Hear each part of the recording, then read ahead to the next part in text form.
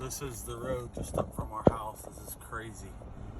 I mean, I've seen trees bend over like this, but there have been so many trees that have fallen or broken. Doom and destruction. Yeah, this is crazy. Doom and destruction. So, wow. That tree's just been hanging there for the last about 24 hours. Right there is one that fell sometime last night or this morning. Somebody cut it up and got it off. There's this little guy again. Another big one that somebody's cut up and got out of the way. Right there.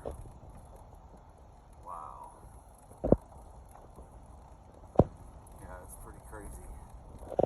This is just all like the half-mile or so from our place, and then you kind of get out in the open. Another big one's right here, cut up and taken out.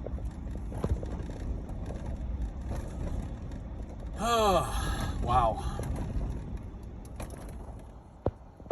Crazy stuff.